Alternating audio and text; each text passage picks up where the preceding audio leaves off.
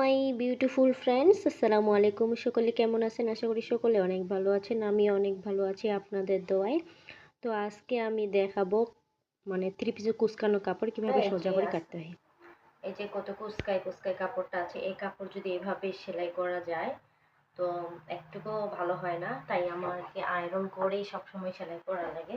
প্রথমে আয়রন করি, তারপর কাটি, তারপর সেলাই করি।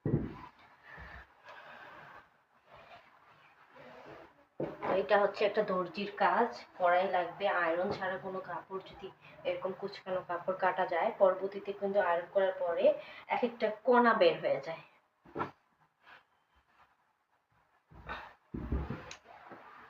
তাই এভাবে আয়রন করে নিলে, তো আমি এটা হচ্ছে এভাবে নিলাম। তো এখানে যদি আমি এটা সোজা করি, যে এখানে, তাহলে দেখুন আমার নিচের ঘেরটা কি অবস্থায় থাকে, দেখলে বুঝতে পারবেন। এভাবে দেখাচ্ছি। এই যে এখানে নিলাম, এই যে গলার এক সাইডটা কোন পাশে গেছে, এক পাশটা কোন পাশে গেছে। এখন যদি আমি গলাটা সোজা করি, ঠিক মিডিল বরাবর করতেছি, দেখলে বুঝতে পারবেন এটা কতটা সমস্যা।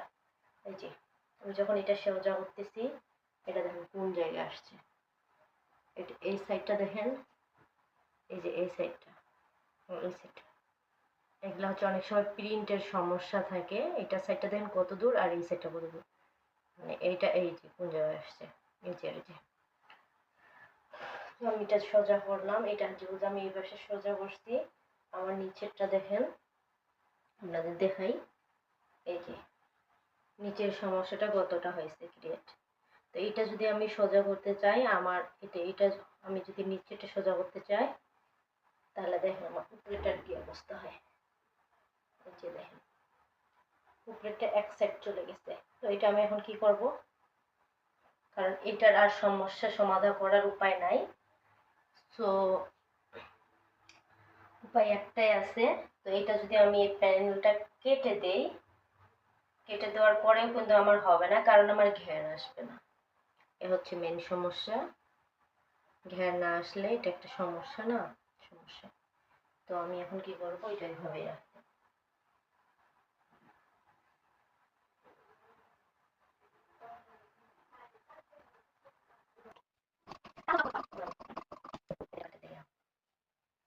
এখন আমার এইখানে সমান কাটবো।